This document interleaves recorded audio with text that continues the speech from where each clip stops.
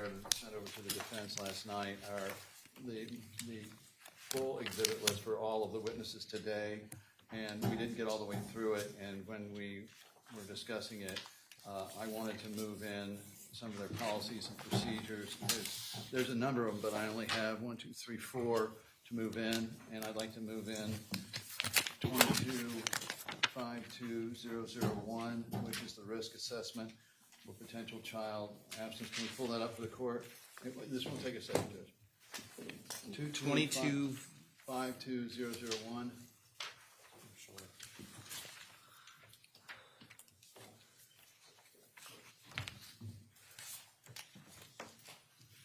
All of these are policies of Johns Hopkins, and I thought they were in the Johns Hopkins records, but apparently they're separate. This is on midnight, late night. How many pages is 2252? 2.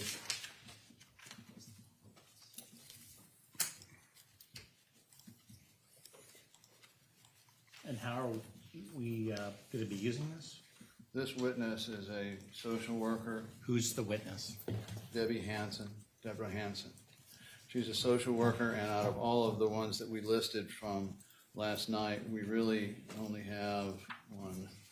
We have that one.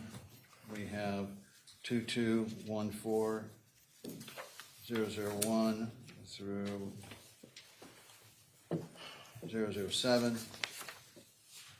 Well, let's deal with one at a time. Yes, sir. So 2252. And it's some sort of matrix as to when to make an abuse report? Yes, sir. That's, Judge, this is going to be a recurrent theme with this witness, I'm afraid. This witness was a social worker who made the initial call to DCF on behalf at Johns Hopkins All Children's Hospital. She saw this patient, the family, for about 2 hours on the day of admission. She's testified that she had about 10 to 15 minutes contact with Maya Kowalski that day, but most of her involvement with the case was making the first phone call. And this child abuse recognition matrix has nothing to do with anything that is left in the case after the rulings that have been made by the court regarding the good faith and reasonableness of the first of the phone calls in general, as well as the Chapter 39 immunity. So I don't see the relevance of 2252. A number of these policies and procedures they're trying to move in right now came over yesterday evening after I had looked at the exhibits for today. I was not aware until, frankly, this morning that these additional exhibits were going to be proffered today. But that one has no relevance, number one, for this witness in particular, but in general, as to the case any longer. Mr. Anderson, it doesn't seem like this goes to anything that's actually in the case. Judge, yes, it does, because our case is not predicated upon those 2 calls. Our case is predicated upon, on the medical malpractice side, about them, the timing of when they made a decision on a diagnosis and whether there really was any type of team or differential diagnosis. Debbie Hansen can testify, and she is in the medical records, 2 fairly extensive reports that she put in, and she can testify to how the Kowalskis presented when they first came in, because she was there. She was on duty that day when they first came in. Whether Beata Kowalski appeared reasonable or whether she appeared to be out of control, as has been portrayed elsewhere in the records. She can testify to whether they were agreeing to stay or not to stay over the 24 hours, which is one of their big points. She can testify to how Maya ended up in the PICU so quickly. She can testify thereafter about the steps that needed to be taken, and mostly she can testify to before there was supposed to be any overarching diagnosis, especially any psychological diagnosis, how the social worker has to be involved by their own rules and regulations, and how she was told she did not need to be involved in this, and she was not going to be involved in this. And so her testimony, So she's not involved, but she made a call to the hotline? It doesn't make any yes, sense. that's exactly our point. She was directed specifically by Lisa Winton to make a call to the hotline before she completed her social psychological evaluation, which according to their rules is absolutely necessary. Not, and leave aside for a second the call, but that's necessary in the evaluation of the patient. So she has very important information to get before the jury about what the practices and procedures were. She had been there since 2009. She had been there at the time Johns Hopkins took over. Well, 2252-001 and 002 go to nothing that is in this case.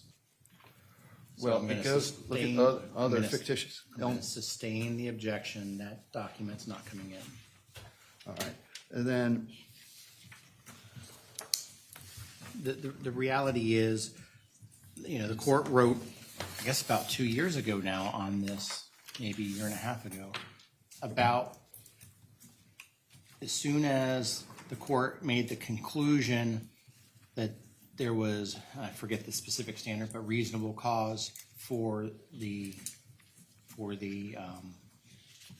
call, then Chapter 39 immunity applies. And I know I had some discussion about the good faith and all that, but I concluded the existing case law forced me down the road that I went.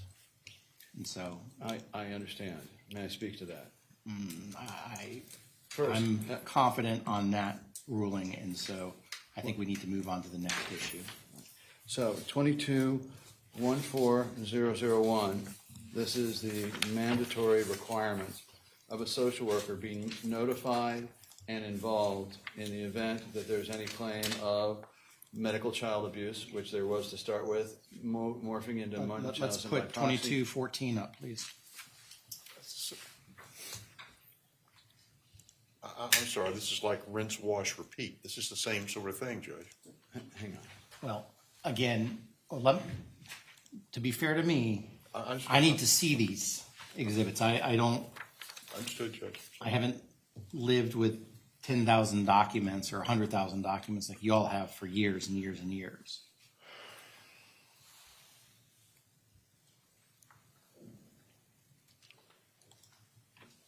Okay, so this is talking about making an abuse report, right? No, that's, Policy statement 1A. All Yeah. cases of suspected child abuse must be reported to the Florida Department of Children and Families Central Abuse Hotline. that is true, Judge, but if you go down under C, social work services must be notified when a report is made or needs to be made to the appropriate agency. Social work services will assess the patient and family situation, coordinating the reporting process, and facilitate interviews made by the investigative agencies. I am not arguing this for the purposes of challenging. I specifically told the jury in opening we are not challenging those calls. What I am questioning here is the involvement of a social worker to complete the psychosocial analysis before a diagnosis is made, because we have the right under the medical malpractice count to challenge those initial diagnoses that were made. Why can't you have the testimony, but why do you need this document that talks about sexual abuse and all these other things that... Well, Judge, it's a party admission, and here's the big problem. If you recall, we brought up to the defendants and to the court when the entire record of Johns Hopkins was to be put in. We wanted to put in specific sections, if you recall. The defense objected and wanted the entire record put in. Now, that record is in evidence, and it speaks at length into this entire process. And I do believe I heard the court in some of these summary judgment orders and otherwise directing us that the underlying facts are one thing, and the underlying facts are game. And the defendants here seem to have been playing along with that or agreeing to it because They rejected our overture to just put in the stuff that was relevant material. I believe the court would remember me talking about this, the hearsay contained within, but they didn't. They pushed strenuously for the entire report in. Now it's in. Now all those facts are in front of the jury. Since all those facts are in front of the jury, I should have a chance to analyze them under their own rulings. And that's my big concern here. But Judge. this policy statement 1A talks about making reports to the Central Abuse Hotline, which is not an issue in this case. The reporting isn't, but the fact that I understand, but the fact that all of that is already in evidence, I should be able to explain it somewhat. Anything else, Mr. Hunter? No, sir. I'm going to sustain the objection. 2214 is not coming in. All right. So the next one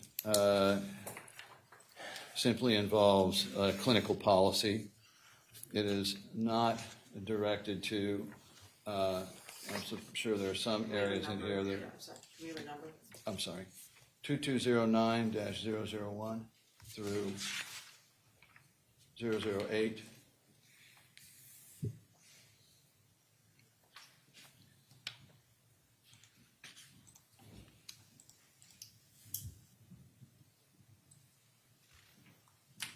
Can I see the next couple of pages?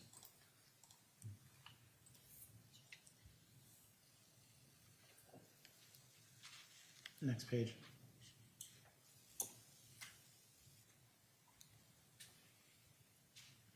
Next.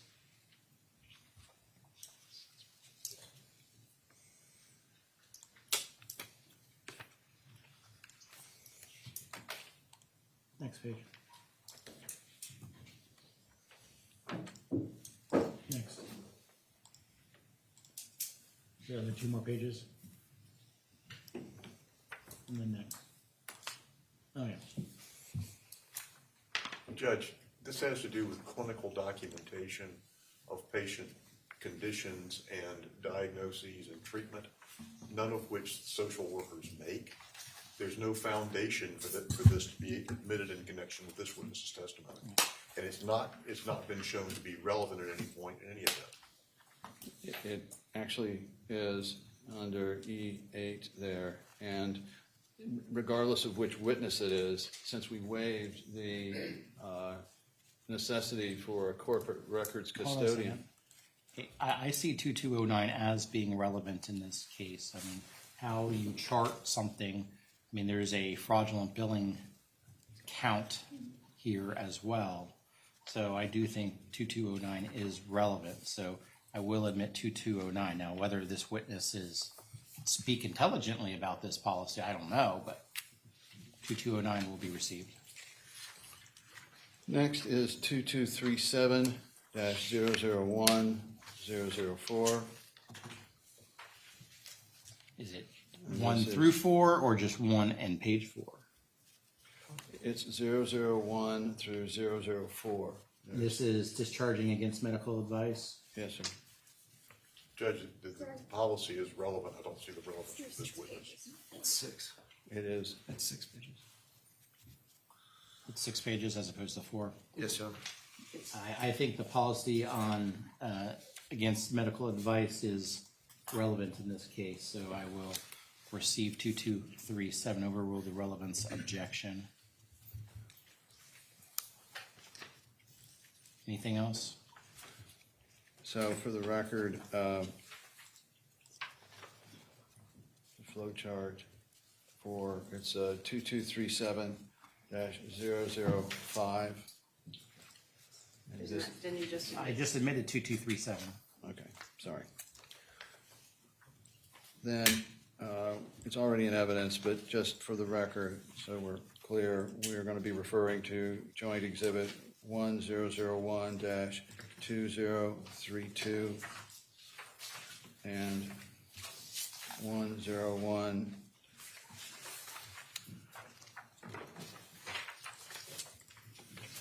2030 to 2031.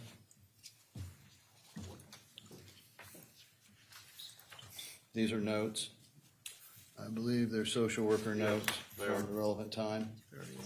They are in evidence. I was just doing something nice for council and know what I was gonna use.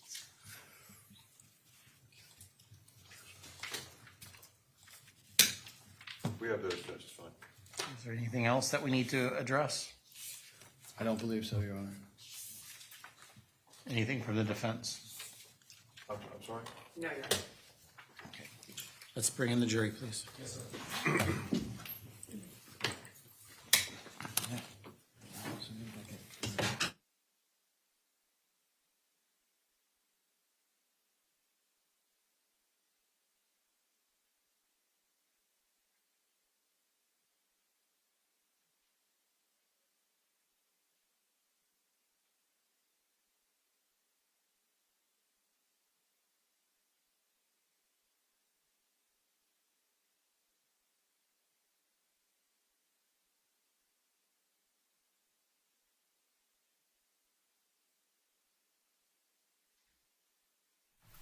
Everyone, please be seated.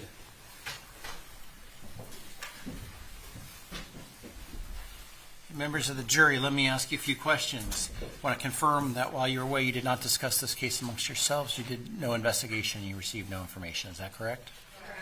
And since you were last with us, I want to confirm that no one approached you about this case. Is that correct? And while you were away, I want to confirm that you spent a lot of time watching the media and everything about this case.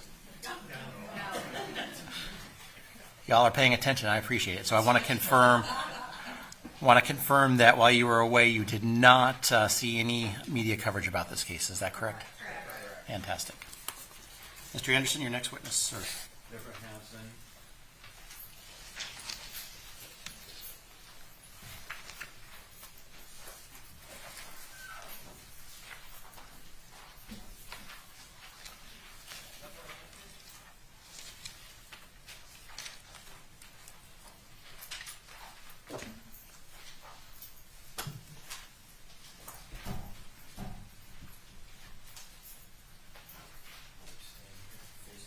Raise your right hand.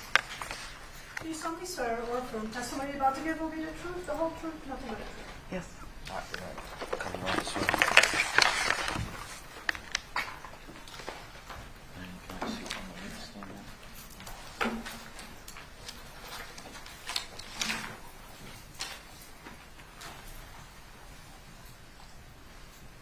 All right, Ms. Hanson, will you state your name for the record? Deborah Ann Hanson. And have you been asked to testify here because you were a social worker covering the inpatient room on October 7th, 2016? Yes. You remember that day? Yes. And you remember the day all of this started, that day? Yes. Before we go into those facts, the jury would like to know a little bit about you.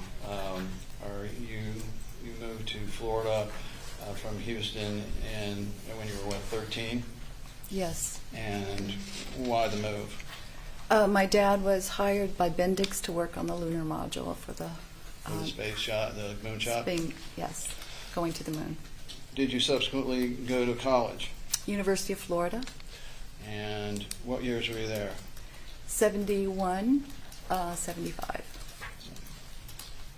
And what did you study there? Psychology and French. Okay. And following that, did you have an opportunity to travel to Europe or before or after that? After college, I went. It was 75, so there weren't many jobs because of oil. I went to France and was an au pair in Paris. Did you get the chance to travel around Europe as part of that job? On my free time, absolutely. And so let's, before we finish, and I will go into the jobs in a moment, but did you ever return to University of Florida to pursue any advanced degrees? Not University of Florida, Where did you go? Florida State University. And what were you pursuing there? Master of Social Work. And did you achieve a Master's of Social Work? I did. After that, did you try any additional education towards your profession? Yes. I was accepted to the first interdisciplinary public affairs program, PhD program at University of Central Florida. And interdisciplinary was health service administration, social work, criminal justice, and public administration. And did you achieve a degree from there? I was all but dissertation. I completed all the coursework and the qualitative exams, but I did not complete my dissertation. Was that the equivalent of a PhD, or was it a PhD? It would have been a PhD. And you just didn't finish your dissertation? I did not complete my dissertation. All right. And so when you first left, tell us the first job you had that involved social work, whether by that name or otherwise. The first job was actually with a sheltered workshop in Stuart, Florida. Okay. And what did you do there? I can't remember actually. No, I did work with the population. They were disabled, mentally disabled, mentally, developmentally disabled. You have a very soft voice, so you're going to have to pull that microphone a little closer to you, if not for the jury, for me. All right. And so then what was your next position? I worked at a residential facility in Titusville, Florida as the Fran Walker, I forgot the full name, residential treatment facility for young female adjudicated dependent girls. What were you doing with that? I was doing some intervention and with the girls and sometimes group work. Were any of these girls? Or placed out of the home for abuse or neglect. Then they're placed on a care plan, and I was the case coordinator with a care plan to work with the families. How important are these case plans on either side, that is the parents and DCF? If a parent doesn't complete a care plan, we try to work with the parent to help them overcome any barriers to following the care plan. But if a parent is unable to follow through outside of the barriers, then they may lose the rights to their children. Rights are terminated. But if they never sign the care plan, they're not obligated, are they? Thank you, Your Honor. Sustained. Was there I'll come back. Okay, so how long did you do that? I think until I was with the state of Florida, till 83, but I did child abuse as a case coordinator, I think until 80, and then I was hired as a child abuse investigator, so the first call comes in would go to an investigator who investigates child abuse. So then I was hired for that position, and within a year I was hired by the Orlando Regional District. Again, with DCF? State of Florida, yes. At that point, it was the child protection team. They were newly formed, the child Right. protection team. So I was one of them. And what did you do there? When a child was, there was suspicion of child abuse, the state of Florida, they were investigating, so the investigators would bring the children in to the child protection team for medical evaluation. And did you do part of that? I was part of the team that did the medical evaluation. I didn't do the medical, I did the psychosocial. And tell the jury what psychosocial evaluation is So in this context. So a psychosocial is looking at social factors, cultural factors, and social factors would be an education, employment, history of abuse in the family. It's more the social and the dynamics, family dynamics are all part of trying to understand this dynamic. All right. And again, how long did you do that job? I did that job from 81 to 83. And what did you do after that? I got married. Okay. Raised a And then family. and you had children? I had children. 3 of them? Yes, sir. And how long were you out then, or did you then go to the PhD program after that? I started the PhD program in 98. Okay. And were you in it then, what, until 2001, 2002? Yes. All right. And so then what did you do? I started working at, I went back to work as a social worker at Orlando Regional Medical Center. Okay. And were you familiar with their policies and procedures while you worked there? Not all of them, But as they applied to you? yes. All right. And was there anything in particular you did at Orlando Regional? I worked with adults. I didn't at Orlando Regional. They had a children's hospital, but I wasn't working at that department. So I did adults, and it was facilitating discharge planning with case managers. So I was under the case management department. All right. Is this where you were working as an intermediary between the parents and the medical system?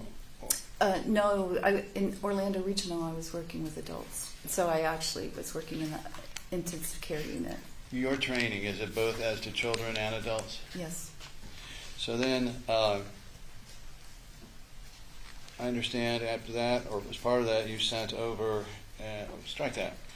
At that point, did you join All Children's Hospital in a form or fashion? Yes, I left Orlando Regional and Orlando to go to the Gulf, to be on the beach.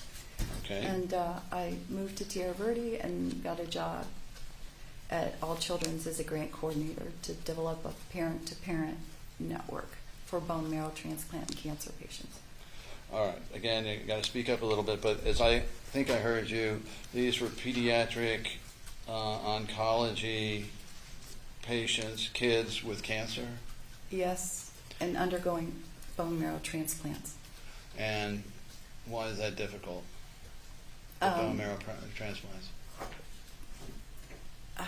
Bone marrow transplants are painful, as are treatment for cancer, and also there's always the risk of death. Is it difficult for the parents? Sorry. Absolutely. Okay. And before we go any farther into Johns Hopkins, All Children's, where do you work now? I work at a boarding school up in New Hampshire as a psychotherapist. And A where is counselor. Sorry, it's my title as a counselor. that? And where is that? Concord, New Hampshire, And how long have you been there? a year. All right. So this first job was setting up a network of parents, or was it a one-to-one parent system? It's mentoring a parent who had been through the experience of bone marrow transplant or childhood cancer. I would match those parents with a parent coming into the program with a newly diagnosis or undergoing bone marrow. And Their child is undergoing bone marrow transplant. I understand. When did you get your license first? Are social workers licensed? Not all. Are hospital or medical social workers licensed? Not necessarily. What licenses are there for them? In Florida, it's a licensed clinical social worker. For what? For Florida, Okay, for Florida. And what are they in Florida? licensed clinical social worker is the license. And when were you licensed? 2015, I believe. I Okay. completed all them. All right. I took my time. Okay. All right. So tell us about then, after the parent mentoring, the bone marrow transplant program. What did you do after that? It was a one-year grant, and as I was completing the grant, I was asked to take the position as pediatric oncology social worker at All Children's Hospital. I declined. I didn't need to work, and I traveled. Okay. And did there come a time that you came back to Johns Hopkins? Yes, 2009. And at that point, was it still All Children's? Yes. And what was your position there? They offered me, they said, would you like this job, the pediatric oncology social worker position? I took it at that point in time. The person who had taken the position in 2007 left in 2009. And so what were your duties and responsibilities? Let's take it forward to October of 2016. but generally, what were your duties and responsibilities? Strike it. Did you stay in that role up to Yes. 2016? All right.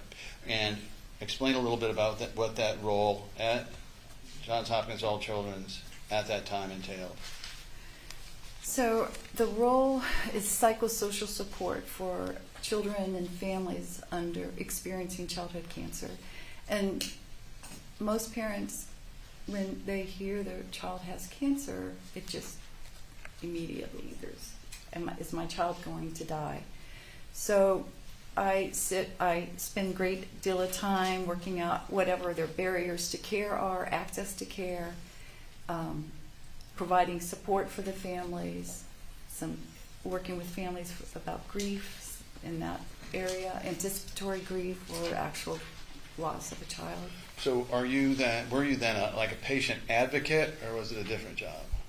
Well, I would certainly advocate on behalf of the parent and families and represent their voices in the multidisciplinary team. Psychosocial care and cancer care is a very important role. And again, as part of your job, would you explain how the hospital system, the medical world works? Sometimes, yes. It's a very complex.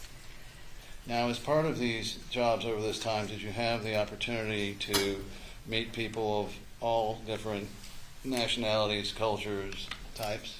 I got to meet people from different countries, different cultural backgrounds. Okay. And Latino? Latino, yes. Black? Yes. Indian? Yes. And a few Asian folks? I can't remember, honestly. Asian, Indian, but I can't remember Asian, sorry. Okay. Eastern Europeans? Yes. Right. Okay. And so,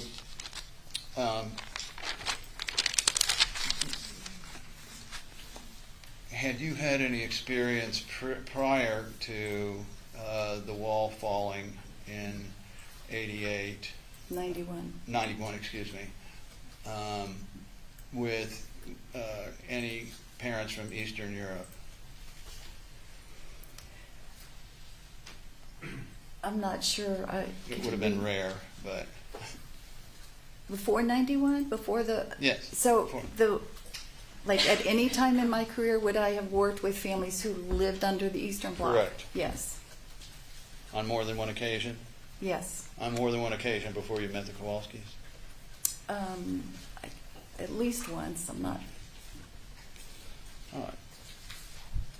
But did you make it a point then to understand different cultures, different needs? I always try to understand. After living in Europe, I always wanted to understand other cultures.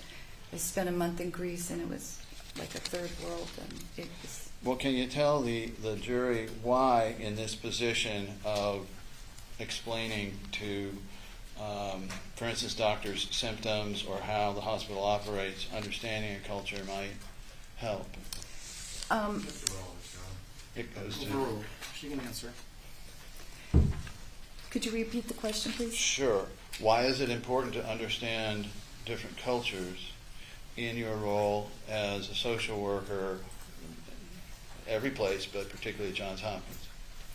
It's important to understand culture, families' culture, because that can impact the way they understand it, the symptoms, what the symptoms mean, what the cause of the symptom is, how you would treat those symptoms, the stigmas attached to different parts of the medical system. I can give an example if you'd like. Sure. I think you had informed before about was it Somali, African, and explain why that might be relevant. So Somali families, This is simply a predicate to demonstrate an example of how you do their job. Sustained as to this specific one. Is it, I understand. And then in general, did you come across cultures where certain ideas, concepts, such as even depression, were unknown? Or not? Families would understand what sadness, they knew sadness, but they didn't know it as depression. And that was part of your job? Yes. Okay. And they would treat it a lot differently than we would here in the United States. Or there was stigma attached to. Okay. Now, at Johns Hopkins, did you work on the oncology floor? Yes. Usually? And was that a different floor than the pediatric intensive care unit? Yes. Was the floor above or below? Or? Below, I was on the 7th floor. Did social workers rotate? Did they go from floor to floor with a patient, or did they stay on the floor for whatever specialty it was? I would stay on the oncology floor, and if a patient from the oncology floor would go to the PICU ICU, which did happen, I would not continue my work as a social worker. I would go up and support the family, but it was then the social worker on that floor that would follow the family. To integrate or hand off, is that right? Yes. Okay. But generally speaking, would the social workers, was a policy for the social workers to stay on their floors that they were assigned to? Yes. All right, so now I wanted to go through, if we could, a little bit about the patient and family rights and responsibilities. For the record, 10820002 in evidence, and through I think just 2 pages, no, 0003. If we could pull up the page after, that would be the 3rd page. Are you familiar with these? Yes. And did you Yes. have to consider these throughout the time you were interacting with different families? Yes. Patients? Could we have 10820003 up for the jury?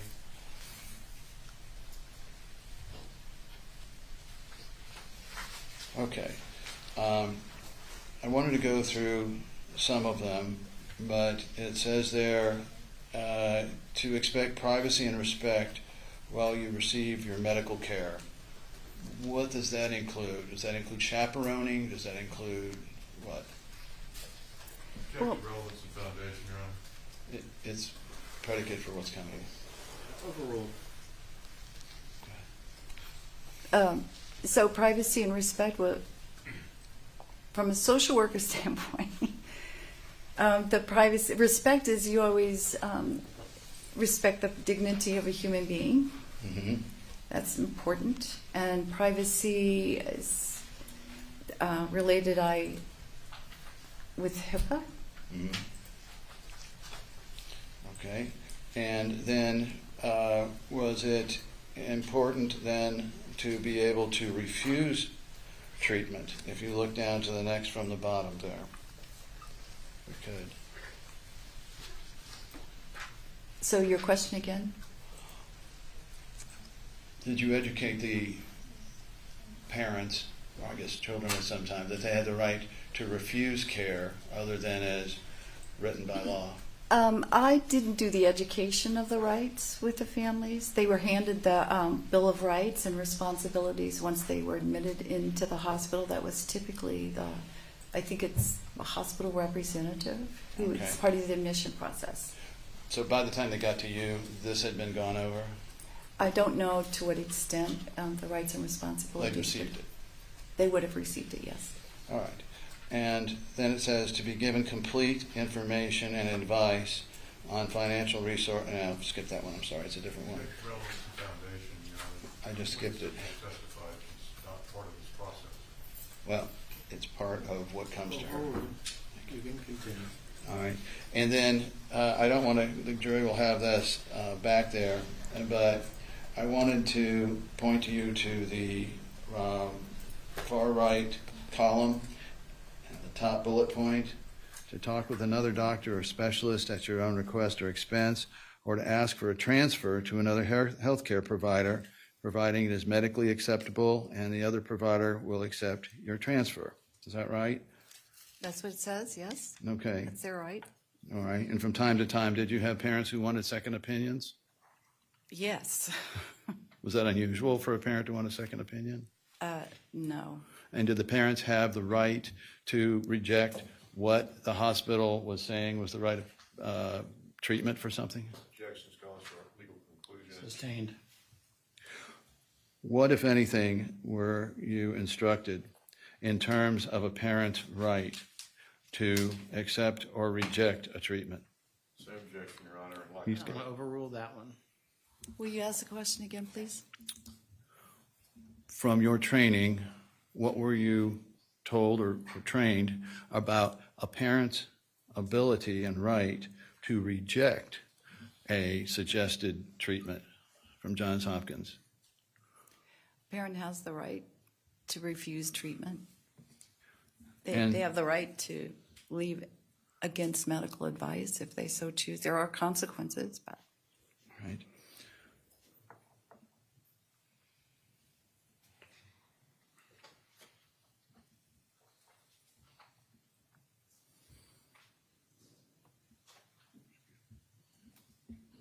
And then I had one more I wanted to go after. It's the middle one, the third from the bottom, to practice your cultural values and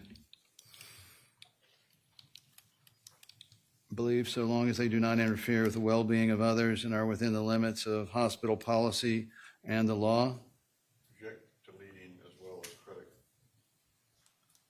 Well, what's the specific question? Specific question is, as part of your training and as exemplified here, were patients allowed to practice their cultural and spiritual beliefs, religion for lack of a better term? Overruled the objection. as long as it didn't interfere with care.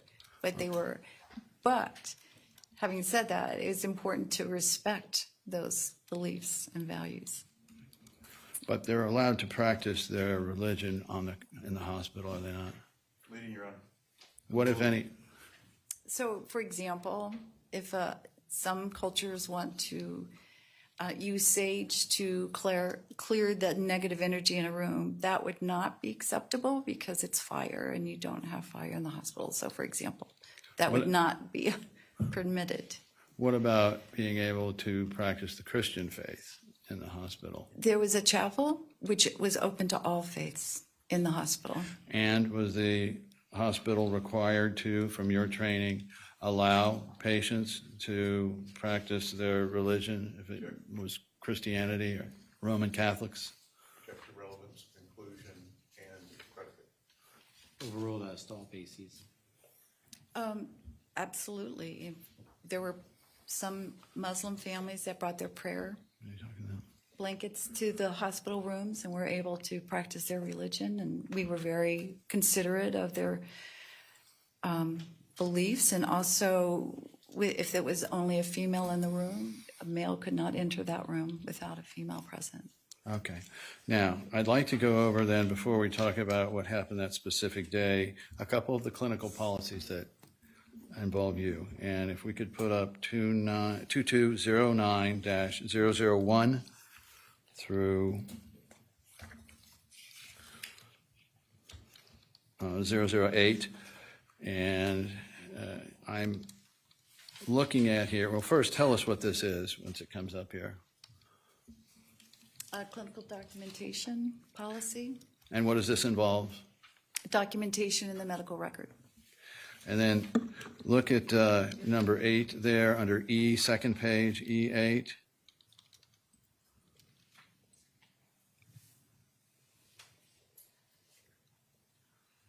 E8 Yeah. or A, I'm sorry. A. No, sorry, it's E on the second page, and you go down to 8, number 8. Yes.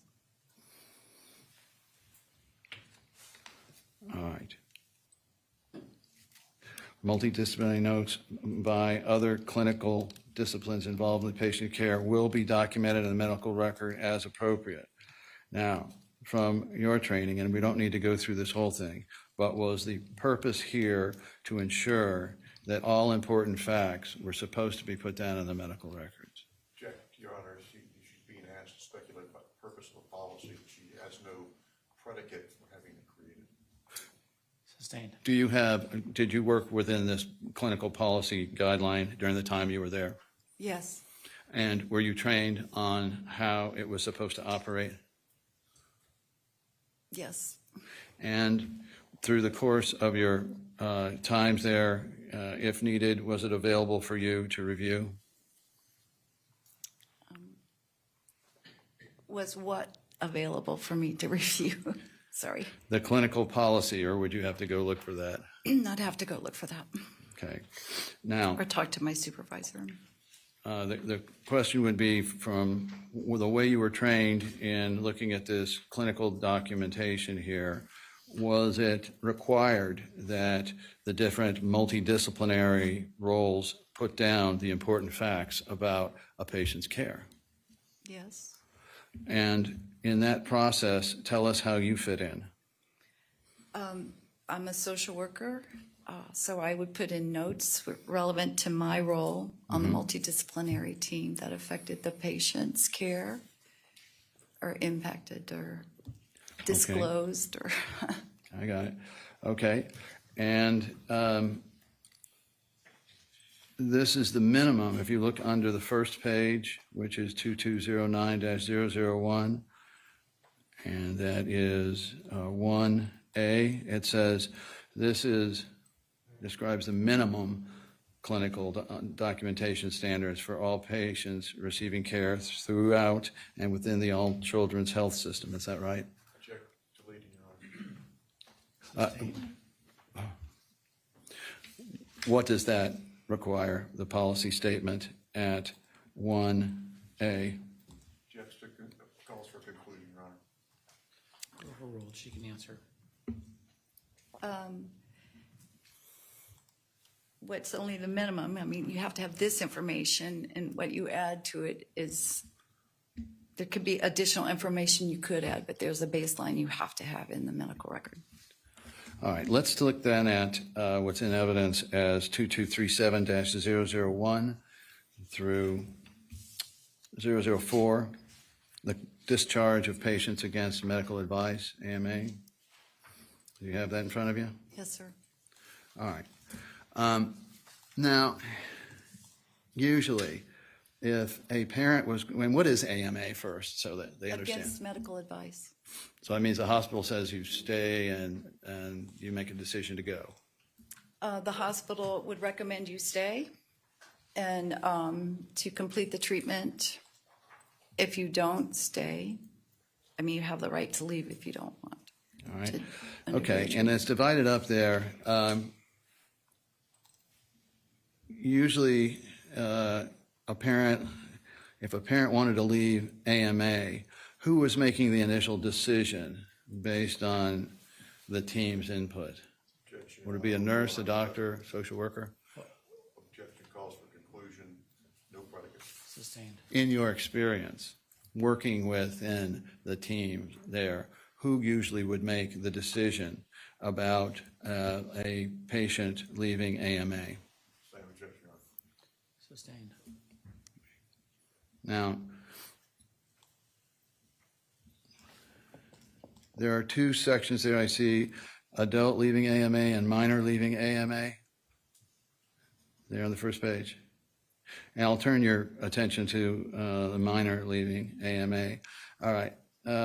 So it says under A there that essentially the hospital will discourage the discharge of patients against medical advice because the risk of adverse patient outcomes. Is that right? That's what it says, yes. Okay. All right. And then if you look under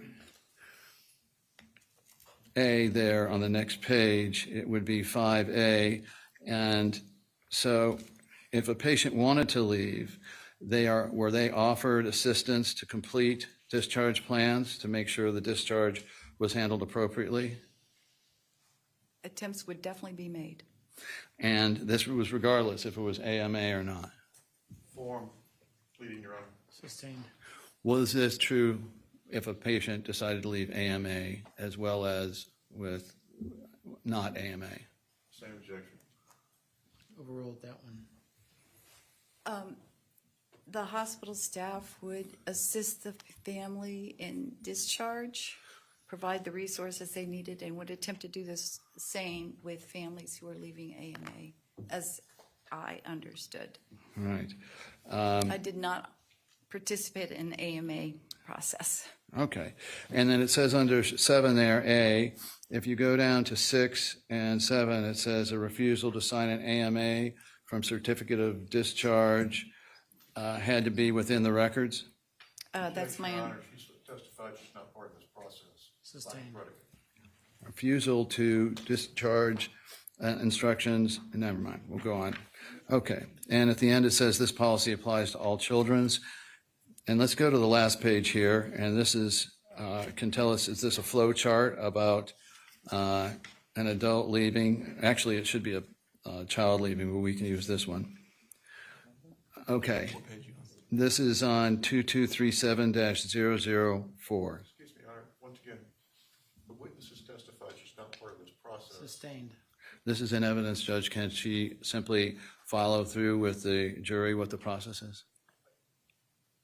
This isn't the witness to do this with. Are you familiar with this procedure for patients leaving AMA?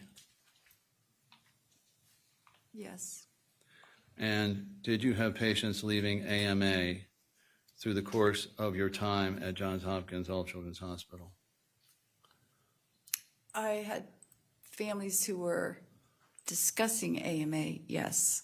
And did you advise, based in part on this particular guideline, the procedures for leaving AMA?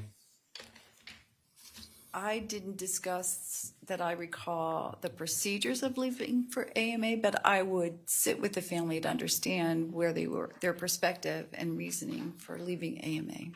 Understood. Okay. Again, may I inquire, Your Honor, on the trial exhibit 2237-004? About an adult leaving AMA? It should be a child, and there's, I just got the number mixed up. Hang on.